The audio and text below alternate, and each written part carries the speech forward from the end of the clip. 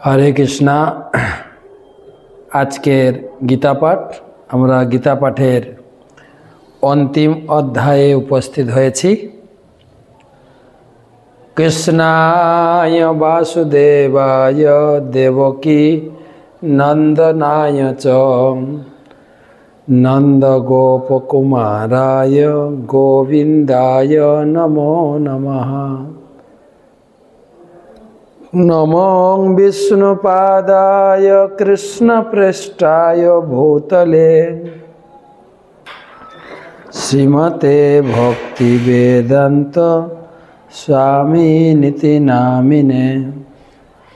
নমস্তে সারস্বতে দেবে গৌরবাণী প্রচারিণে নির্বিশেষ শূন্যবাদী পাশ্চাত্য দেশতারিণে। আজানুলম্বিত ভুজৌ কনকাবদাতৌ সংকীর্তনৈকপিতরৌ কমলায়তাক্ষৌ বিশ্বম্ভরৌ দ্বিজবরৌ যুগধর্মপালৌ বন্দে জগৎপ্রিয়করৌ করুণাবতারৌ।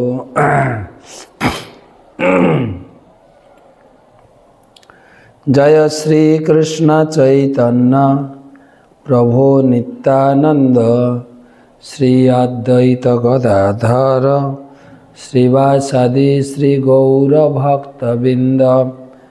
হরে কৃষ্ণ কৃষ্ণ কৃষ্ণ হরে হরে, হরে রাম রাম রাম হরে হরে। ওং নমো ভগবতে বাসুদেবায়, ওং নমো ভগবতে বাসুদেবায়, ওং নমো ভগবতে বাসুদেবায়। নারায়ণং নমস্কৃত্য নরং চৈব নরোত্তমং দেবীং সরস্বতীং ব্যাসং ততো জয়ং উদীরয়েৎ।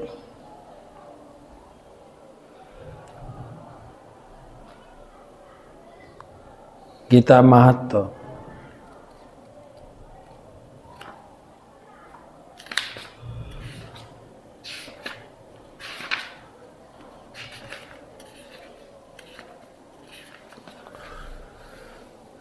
গীতা শাস্ত্রমিদং পুণ্যম য পঠেৎ প্রযতঃ পুমাन् বিষ্ণুপদমাপ্নोति ভয়শোকাদিবর্জিত। গীতাধ্যায়নশীলস্য প্রণয়ং পরশস্য চ নৈব সন্তি হি পাপানি পূর্বজন্ম কৃতানি চ। মলিনে মোচনং পুংসাম জলস্নানম দিনে দিনে সকৃত গীতামৃতম স্নানম সংসারমলনাশনম। গীতা সুগীতা কর্তব্য কিমন্যৈ শাস্ত্র বিস্তরৈ যা স্বয়ং পদ্মনাভস্য মুখ পদ্মাৎ বিনিসৃতম। ভারতমৃত সর্বস্বং বিষ্ণু ভক্তাৎ বিনিসৃতম। গীতা গঙ্গোদকং পিত্য়া পুনর্জন্ম ন বিদ্যতে। সর্বোপনিষদ গাবদগ্ধা গোপালনন্দন পার্থবৎস সুধীর্ভোক্তা দুগ্ধম গীতামৃতং মহৎ। একম শাস্ত্রম দেবকীপুত্র গীতম একদেব দেবকীপুত্র এব। এক মন্ত্রস্তস্য নামানি জানি কর্মাপেক্ষম তস্য দেবস্য সেবা। নমো ওং বিষ্ণুপাদায় কৃষ্ণপৃষ্ঠায় ভূতলে শ্রীমতে জয়পতাকা স্বামিনিতি নামিনে। নমো আচার্যপাদায় নিতাই কৃপাপ্রদায়িনে গৌরকথা ধামোদায় নগরগ্রামতারিণে।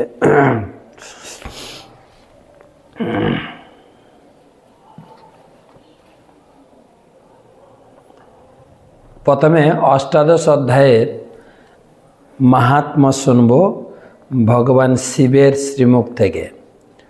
দেবাদিদেব শিব বললেন, প্রিয় পার্বতী, এখন অনুগ্রহ করে ভগবদ্গীতার অষ্টাদশ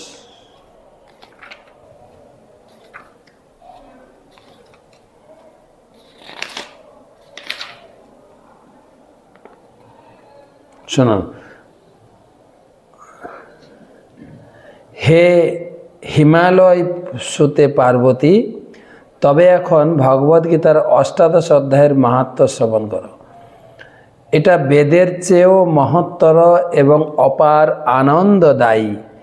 এই অধ্যায়ের মাহাত্ম্য কারো শ্রবণে প্রবেশ করা মাত্রই তার সকল জাগতিক কামনা বাসনা দূর হয়ে যায়।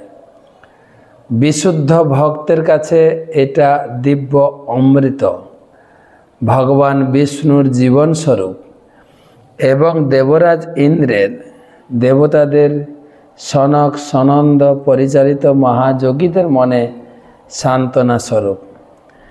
একবার কেউ এই অধ্যায় পাঠ করলে যমদূত দূরে সরে যায়। অন্য কোনো কিছুর পাঠে এত শীঘ্র দুঃখ যন্ত্রণার হাত থেকে মুক্তি পাওয়া যায় না।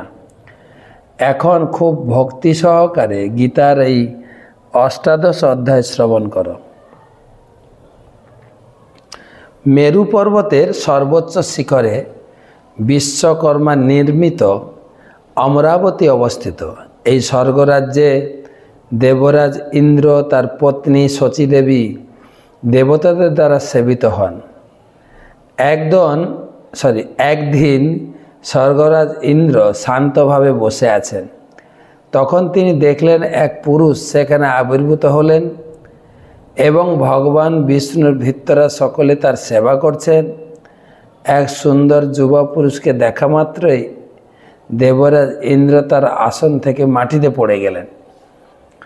তখন ইন্দ্রের সেবারত দেবতাগণ মাটি থেকে ইন্দ্রের মুকুটটি তুলে সেই পুরুষটির মাথায় পরিয়ে দিলেন।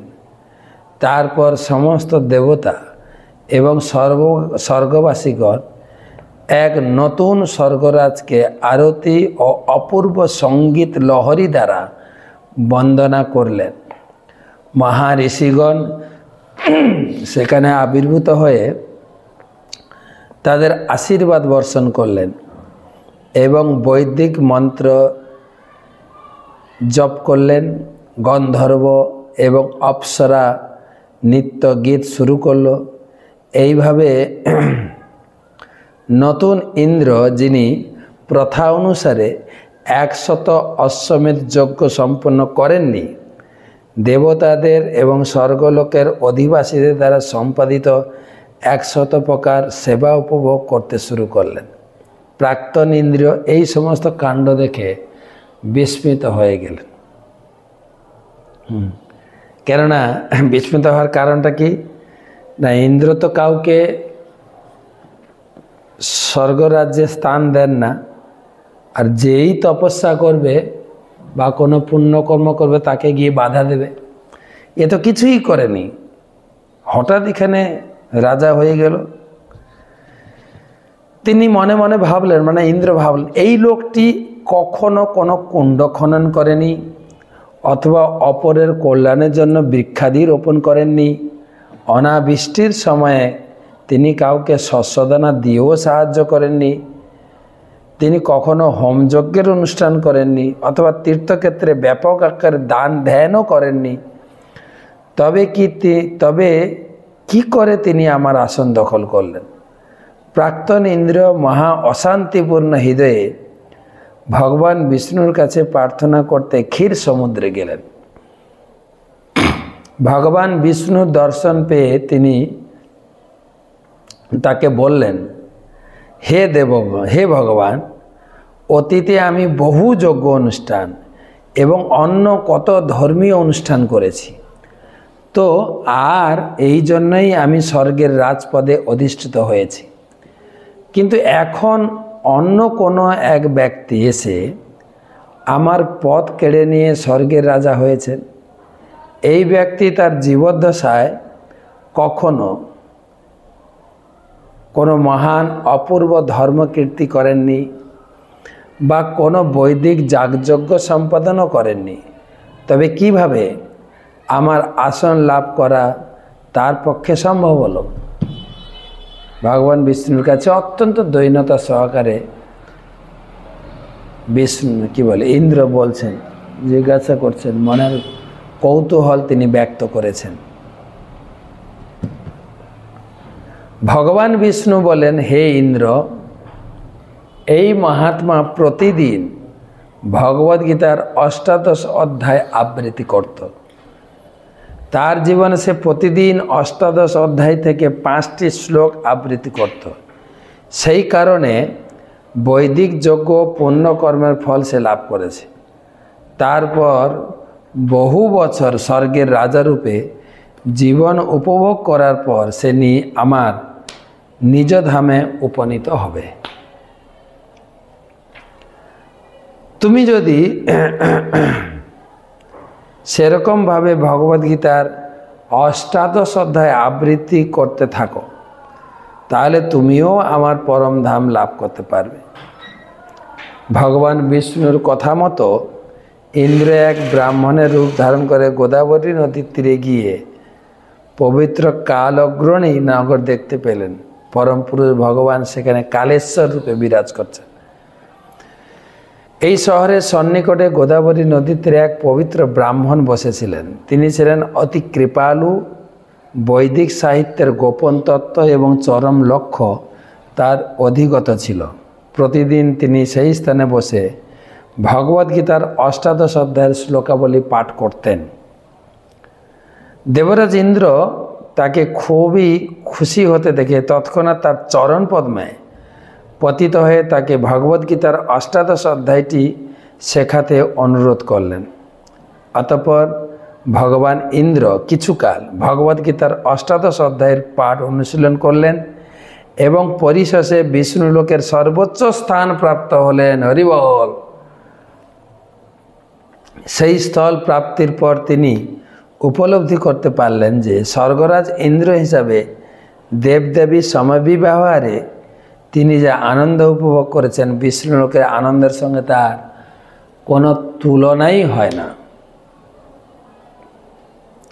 প্রিয় পার্বতী, এই কারণেই মহামুনিগণ ভগবদ্গীতার বিশেষ করে ৮ অধ্যায়টি পাঠ করেন। তার ফলে অতি শীঘ্রই তারা ভগবান বিষ্ণুর শ্রী পাদপদ্ম লাভ করেন।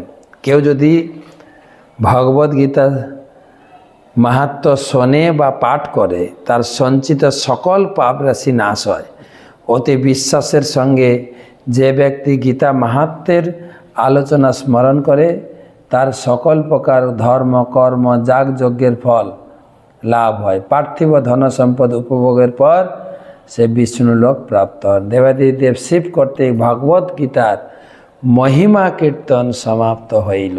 18টা অধ্যায়ের মহিমা শোনালাম, তবে এই 18 অধ্যায়ের মহিমা আরেকবার শুনব, কেননা এই অধ্যায়টি আমরা 2 বা 3টি ক্লাসে কমপ্লিট করব। সব থেকে বড় অধ্যায়, 78টি শ্লোক আছে। তো আমরা শুরু করি।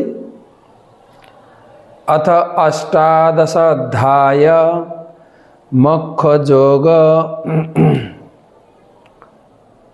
अर्जुन उवाच सन्न्यासस्य महाबाहो तत्तमिच्छामि वेदितुं त्यागस्य च ऋषिकेश पृथक् केशिनिषूदन। अर्जुन जिज्ञासा करलेन, हे महावीर, हे ऋषिकेश, हे केशिसूदन, आमी सन्यास ও ত্যাগের তত্ত্ব পৃথকভাবে জানতে ইচ্ছা করে। অ্যাকচুয়ালি এই প্রশ্নটা 3য় অধ্যায় থেকে শুরু হয়েছে। আমি ভক্তি করব নাকি আমাকে কাজ করতে হবে, সেখান থেকে শুরু হয়ে এর দ্বিতীয়বার আলোচনা হয়েছে 5ম অধ্যায়ের প্রথম শ্লোকে। একদম ফাইনাল 18 অধ্যায়ে আলোচনা হচ্ছে যে সন্ন্যাসটা কি আর ত্যাগটা কি, দুটো কি একই তত্ত্ব নাকি এর ভিতরে কোনো পৃথক রয়েছে। শ্রী ভগবান বাচ काम्यानां कर्मणां नास्यं संन्यासं कवयो विदुः सर्वकर्मफलं त्यागं प्राहुत्यागं विचक्षणा। परमेश्वर भगवान बोलें पंडितगण काम्य कर्म समूहेर त्याग के सन्यास बोले जानें, विचक्षण व्यक्तिगण सकल कर्मफल पतिए परिहार के त्याग बोले। प्रश्न होच्छे सन्यास एवं त्याग दुटो कि एक ही अर्थ ना कि आलादा? भगवान उत्तर दिलेन सन्यास माने काज बाज ना करा, सब कर्म बाद देওয়া, और त्याग माने कर्म करबेन कर्मेर फल भगवान के अर्पण करो, ওটাকে বলে त्याग, प्रकृत त्याग। त्याजम दोष बदिते के कर्म प्राहो मणिषिणः यज्ञ दान तपः कर्म न त्याज्यमिति चापरे। एक श्रेणीर मनीषीगण बोलें जे सकाम कर्म दोषयुक्त बोले ता परित्याज्य।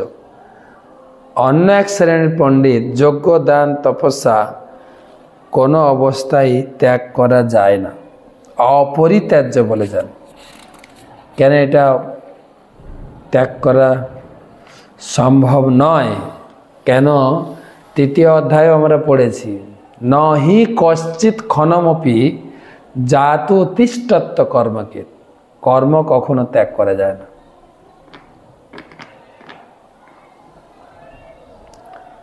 त्याजम दोषवती तेके कर्म प्राहु मणिषिण यज्ञ दान तपः कर्म न त्याज्यमिति चापरे।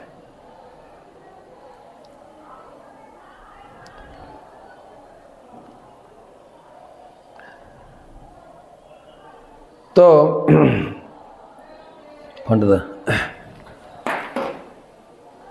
निश्चयं शृणु मे तत्र त्यागे भारत सत्यमा त्याग ही पुरुष व्याघ्र त्रिविध संप्रकीर्तितः। हे भारत श्रेष्ठ त्याग सम्बन्धे आमार निश्चित सिद्धांत श्रवण करो। हे पुरुष व्याघ्र शास्त्रे त्याग ও तीन प्रकार बोले कीर्तित হয়েছে। तो जे कथाटा 3 नम्बर श्लोके बोलेছেন সেটাই বলছেন, यज्ञ दान तप कर्म न त्याज्यम कार्यमेव तत् यज्ञ दानम तपश्चैव पावनानि मनीषिणाम।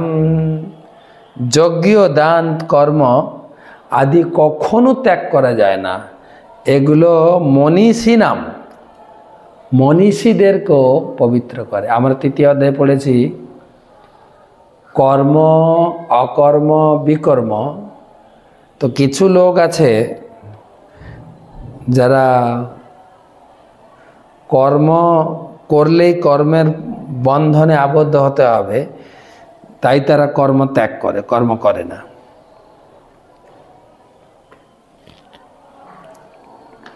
কিন্তু ভগবান বুঝিয়েছেন যে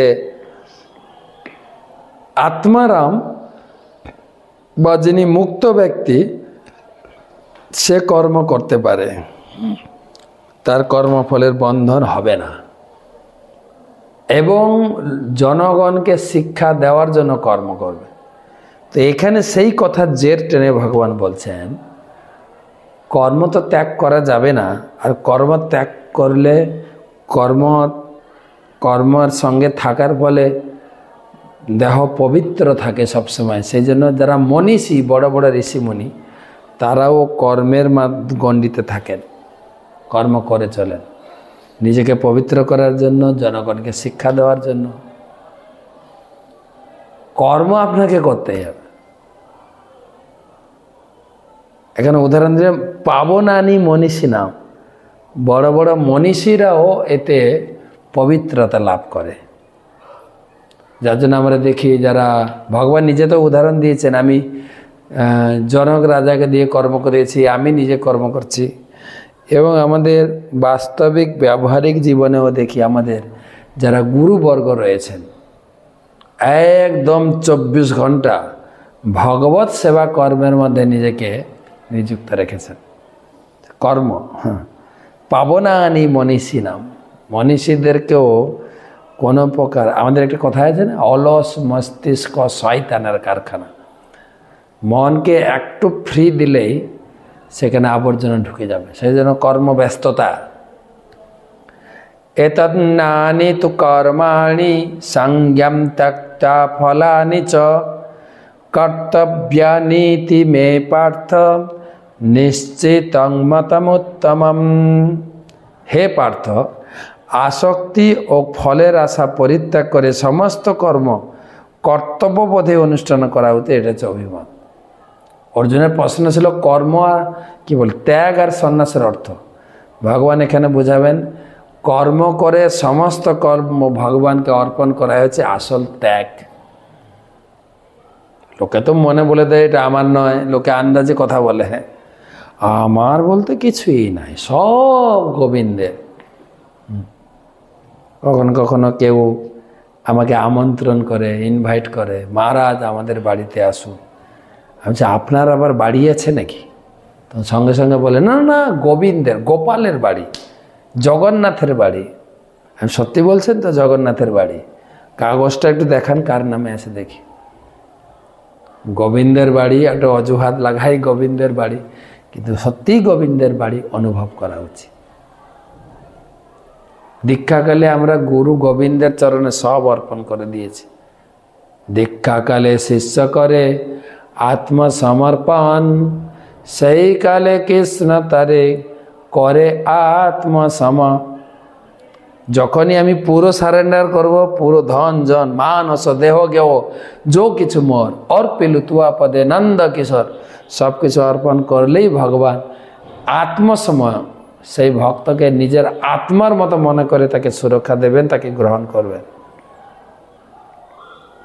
তাই ভগবান বলছেন এতান্নবপি তু কর্মাণি সংযম ত্যক্তা ফলানি চ কর্তব্যানীতি মে পার্থ নিশ্চিন্তং মতমুত্তমম। যিনি কর্তব্য কর্ম কর্তব্যবোধে, কর্তব্য কর্ম কর্তব্যবোধে করবেন। যেরকম আমরা গুরুবর্গের কাছে শুনেছি যে ভগবানের সেবাটা তো একটা রয়েছে, কিন্তু যেহেতু তোমরা আশ্রমে আছো, আশ্রমের খাওয়া পরা থাকার ব্যবস্থা দিয়েছেন আশ্রম যে ম্যানেজার, যে গুরুদেব, তো কর্তব্যবোধে আমি এখানে থাকছি, ভজন করছি, ভগবানের সেবা করছি। যেরকম উদাহরণ দেওয়া যায়, লোকে তো বাইরে থেকে আসেন, ঘর ভাড়া করে থেকে ভগবানকে দর্শন করেন, আরতি করেন। আমরা এখানে তাহলে এটাও একটা ঘর ভাড়ার মতো। তার জন্য কর্ম করতে হবে কর্তব্যবোধে। প্রত্যেকের নিজের নিজের কর্তব্য। মায়ের কর্তব্য সংসার সামলানো, সন্তানদের দেখাশোনা করা, পতি সেবা করা। সন্তানের কর্তব্য ভালো করে পড়াশোনা করা, বড় হয়ে উপার্জন করে মা বাবার সেবা করা কর্তব্য। পিতার কর্তব্য হচ্ছে বাড়ির সকলকে তার ভরণ পোষণ জন্য প্রয়োজনীয় অর্থ উপার্জন করা কর্তব্য। রাজার কর্তব্য আছে দেশ পরিচালনা করা, অন্যায়কে দণ্ড দেওয়া, শাসন করা। প্রত্যেকের কর্তব্য। অর্জুন কর্তব্য ভুলে সে বলেছিলাম যুদ্ধ করব না, আমি ভিক্ষা করব। ভগবান বলে না, এটা তোমার কর্তব্য না, তোমার কর্তব্য হচ্ছে যুদ্ধ করা। শ্রেয়ান পরধর্ম বিগুণ। তুমি যদি তোমার যুদ্ধ ছেড়ে দিয়ে ভিক্ষা মাগো তাহলে তোমার অপধর্ম হয়ে যাবে। কর্তব্য খুব গুরুত্বপূর্ণ। কর্তব্য, কর্তব্যানীতি মে পার্থ নিশ্চিতং মতমন্য। এটা হচ্ছে আমার অভিমত। অন্য অনেকে অনেক কথা বলতে পারে, আরে ভগবানের সেবা করলে আর কিছু করতে লাগবে, সেটা ঠিকই, কিন্তু কর্তব্য, কর্তব্যবোধে। নিয়াতস্য তো সন্ন্যাস কর্মণো নোপপদ্যতে মাহাত্তস্য পরিত্যাগ তামস পরিকীর্তিতা। নিত্যকর্ম ত্যাগ করা উচিত নয়, মোহবশত কৃত সেই ত্যাগকে তামসিক ত্যাগ বলে। দেখি, নিত্যকর্ম কখনো ত্যাগ করা উচিত না। আমরা সে নীতিশাস্ত্রের শ্লোকটি বহুবার আলোচনা করেছি। শতং বিহায় ভক্তব্য, শত কাজ থাকলেও ঠিক টাইম মতো খাবেন, ভক্তব্য কর্তব্য। সহস্রম স্নানম আচরেত, হাজার কাজ থাকলেও টাইম মতো স্নান করবেন। সহস্রম স্নানম আচরেত।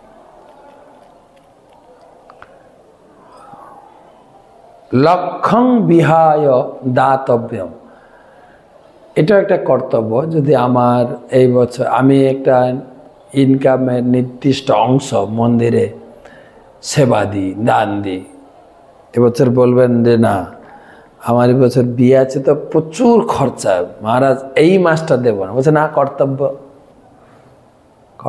দিতে হবে। কোটিং তথা হরিস্মরেত, কোটি কোটি কাজের দায়িত্ব আছে, কিন্তু হরিস্মরণ এই কর্তব্যটা যেন আমি ভুলেন না যাই। তাই এখানে বলছেন কর্তব্যামিতি, কর্তব্য।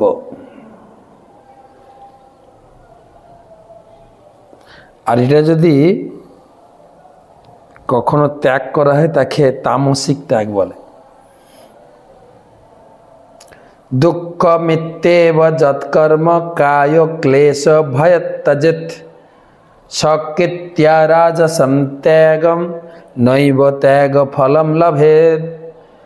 যে নিত্যকর্মকে দুঃখজনক বলে মনে করে বা দৈহিক ক্লেশের ভয়ে ত্যাগ করে, সে এইরকম রাজসিক ত্যাগ করার ফলে অবশ্যই ত্যাগের ফল লাভ করতে পাবে না।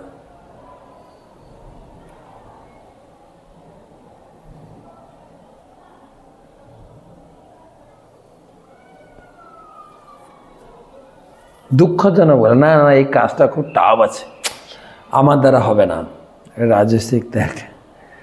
কার্য মিত্যে বা যৎকর্মা নিয়তম ক্রিয়তে অর্জুন সৎসঙ্গম ত্যক্তা ফলম চৈব সত্যাগ সাত্বিক মত। হে অর্জুন, আসক্তি ও ফল পরিত্যাগ করে কর্তব্যবোধে যে নিত্যকর্মের অনুষ্ঠান করা হয়, আমার মতে সেই ত্যাগ হচ্ছে সাত্বিক ত্যাগ।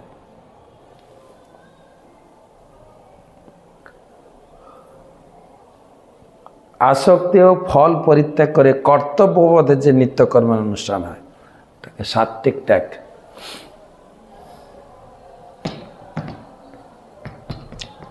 এটা হচ্ছে ভগবান অর্জুন যে প্রশ্ন করেছিলেন সন্ন্যাস ও ত্যাগের অর্থ। সন্ন্যাস এখন ভুলে যান, এখন ত্যাগের নিয়ে আলোচনা হবে। কিন্তু সন্ন্যাস বলছে কাজ কর্ম ত্যাগ করাকে বলে সন্ন্যাস।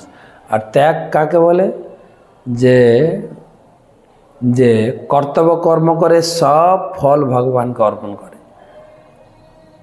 তো সেই জন্য সে ত্যাগ নিয়ে আলোচনা করতে করতে কেউ যদি মোহবশত কর্তব্য কর্ম ত্যাগ করে তার তামসিক ত্যাগ বলে। কেউ যদি ভয় পেয়ে দূর অত ঝামেলা টেনশান, যখন প্রভুপাদ বৃন্দাবন মন্দির বানাচ্ছিলেন, তো বৃন্দাবনে কনস্ট্রাকশন কি বলে নির্মাণ কার্য চলছিল, মন্দিরের নির্মাণ কার্য।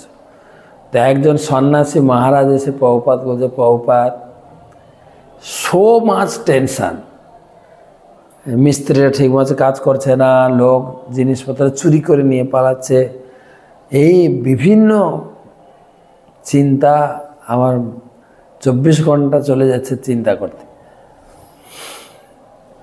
আমি না জব করতে পারছি না কিছু। প্রভুপাদ বললেন কর্তব্য কর্ম ত্যাগ করতে পারো না, তার মানে তুমি কি মনে করছো অর্জুনকে যুদ্ধক্ষেত্রে দাঁড়িয়ে কৃষ্ণের ধ্যান করেছিল না যুদ্ধ করেছিল? যুদ্ধ করছিল।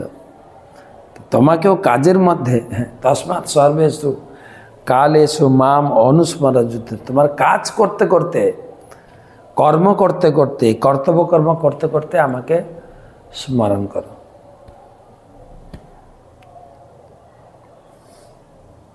তো এর ভিতরে তামসিকটা বলছে কেউ যদি কর্ম ত্যাগ করে, আর রাজস্বিক হচ্ছে ভয়বশত ত্যাগ করে, আর সাত্বিক হচ্ছে কর্তব্যবোধে কর্ম করে ভগবানকে ফল অর্পণ করবেন। 10 নম্বর শ্লোক, ন দেষ্ট্য কুশলম কর্ম কুশলে নানুসজ্জতে ত্যাগী সত্য সমাবিষ্ট মেধাবী ছিন্ন সংশয়।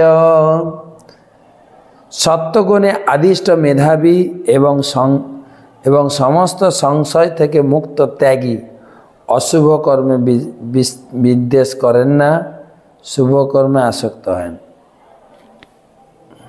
শুভ কর্মে আসক্ত হবে না, আর অশুভ যেটা খারাপ কাজ তাতে ঘৃণা করবে না। দেখেন 18 অধ্যায়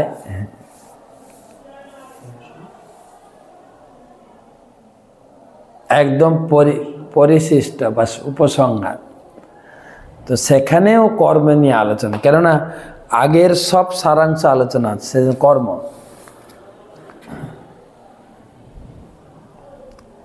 নহি দেহ ভৃতা শক্যম ত্যক্তুম কর্মান্ন শেষতঃ যস্তু কর্ম ফল ত্যাগী সত্যাগীত্যভিধীয়তে।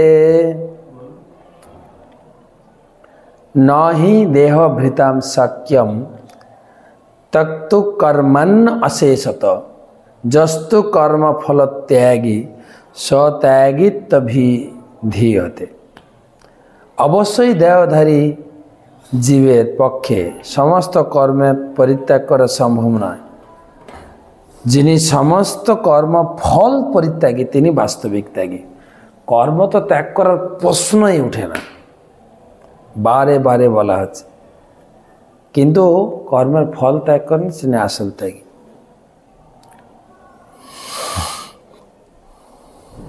অনিষ্টম ইষ্টম মিশ্রম চ ত্রিবিধম কর্মণ ফলম ভাবত্ত ত্যাগিনাম প্রেত্য ন তু সন্ন্যাসিনা কচিত।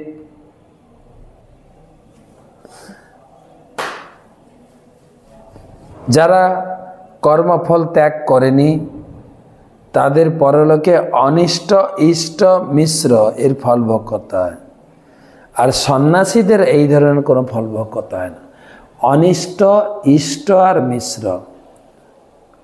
অনিষ্ট মানে অমঙ্গল, ইষ্ট মানে সকাম কর্ম, অনিষ্ট মানে বিকর্ম, আর মিশ্র মানে মিক্সড, ভালো খারাপ। যেরকম আমরা বলি না, আজকে সকালে একজন ফোন করছেন, মহারাজ আমার বাড়িতে আসবেন, একটু ভালো মন্দ খেয়ে যাবেন। মিশ্র, ভালো মন্দ। ভগবান এখানে বলছেন কর্মের 3টে ফল তোমাকে পেতে হবে। ভালো কর্মের ফল ভালো গতি, আচ্ছা খারাপ কর্মের ফল অনিষ্ট খারাপ গতি, আর মিশ্র ভালো মন্দ মিশিয়ে তার একটা গতি।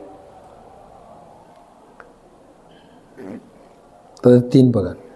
পঞ্চৈতানি মহাবাহো কারণানি নিবোধ মে সাংখ্যে কীতান্তে প্রক্ত্যানি সিদ্ধ এসব কর্মনাম।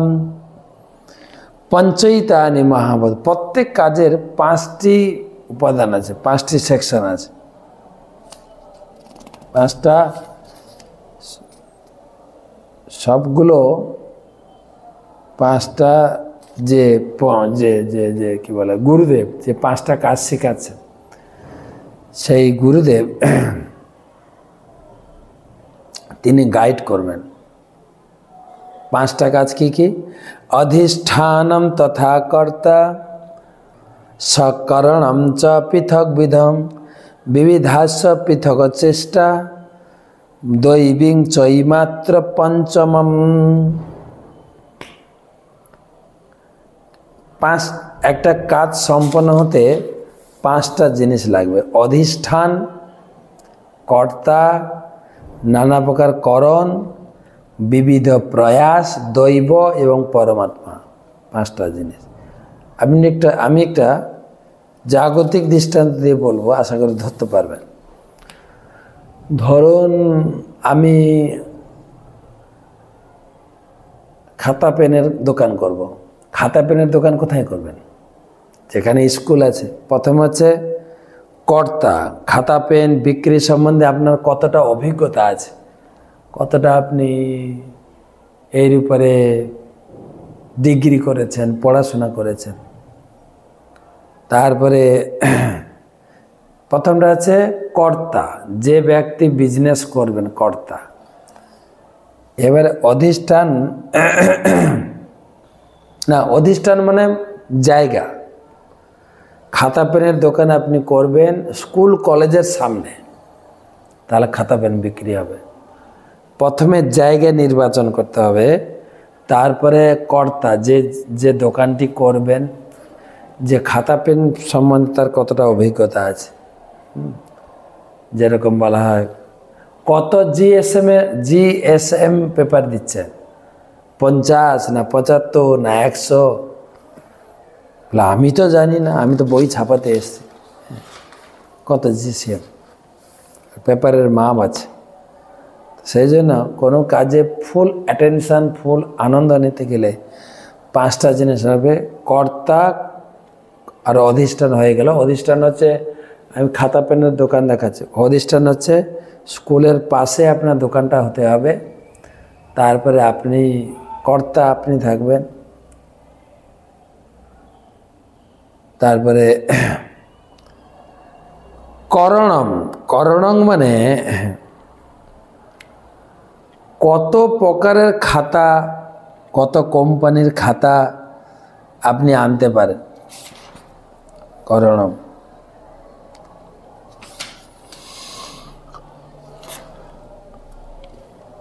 করণম মানে নিমিত্ত। আচ্ছা, তারপরে প্রচেষ্টা। প্রচেষ্টা মানে আপনি টাইম মতো খুলবেন দোকান, লোকের সঙ্গে ভালো ব্যবহার করবেন, আপনার প্রোডাকশান শহরের বাইরে বিভিন্ন জায়গায় পাঠানোর জন্য বিভিন্ন প্রকার এজেন্টকে নিযুক্ত করা, তারা গিয়ে কনভিন্স করে বইটা দেবেন, খাতাটা দেবেন। তাকে বলে করণ। অধিষ্ঠান তথা কর্তা করণম চ পৃথক বিধম। তারপরে বিবিধাশ্চ পৃথক চেষ্টা। তারপরে প্রচেষ্টা লাগবে। প্রচেষ্টা কি? গুরু মহারাজ সকাল থেকে লেগে পড়েছেন আপনি। গুরু মহারাজ আসবেন, প্যান্ডেল তৈরি করতে হবে, প্রসাদ তৈরি করতে হবে, লোক ইনভাইট করতে হবে। এই যে দোকানের দৃষ্টান্ত দিয়েছিলাম, প্রচেষ্টা। আপনি বিভিন্ন জায়গায় এজেন্ট পাঠাবেন, তারা বিভিন্ন দোকানে গিয়ে অর্ডার ধরবে, সেখানে পাঠাবে। এটা বলে প্রচেষ্টা। এ সব কিছু ঠিক আছে, সব কিছু হয়ে গেল, আপনার এজেন্ট রেডি, জিনিসপত্র কিনেছেন, জায়গা ঠিক আছে, আপনারও কি বলা যায়, যোগ্যতা আছে। এবারে দৈব, আপনি লাইসেন্স পেলেন না, দোকান করবেন কি? অর্থাৎ ভগবান চাইছে না, তাহলে কি হবে? আমি এটা বুঝাচ্ছি না লাইসেন্স পাচ্ছে না মানে ভগবান চাইছে না। দৈব বলতে ভগবানের অনুমোদন। আমি কর্তা ঠিক আছি, জায়গা ঠিক আছে, জিনিসপত্র ঠিক আছে, আমার কর্মচারী আছে, কিন্তু যদি ভগবানের অনুমোদন না হয়, তিনি সব কিছুর সাক্ষী, এবং তাকে আবার জানাতে পারি এইরকম একটা কাজ করতে যাচ্ছি, তিনি আশীর্বাদ দেবেন। আমরা যদি কৃতজ্ঞতা ব্যক্ত করি তবে হবে। শারীরা অবাপ্নতি ভি যৎকর্ম পারভতে নরঃ নায়ং বা বিপরীতং বা পঞ্চাইতে তস্য হেতব। যত কাজ আছে দুনিয়ায়, বড় ছোট যত কাজ, সব এই পাঁচটি কারণ। এই পাঁচটি ছাড়া হয় না। तत्रैवं सति कर्त्यारम् आत्मानं केवलं तुज पश्यत कित बुद्धित्वात् न स पश्यति दुर्मति। तत्रैवं सति कर्तारम् आत्मानं केवलं तुज पश्यत कृत बुद्धि पश्यति अकुत बुद्धितात पश्यत कुत बुद्ध्यातात स पश्यति दुर्मति।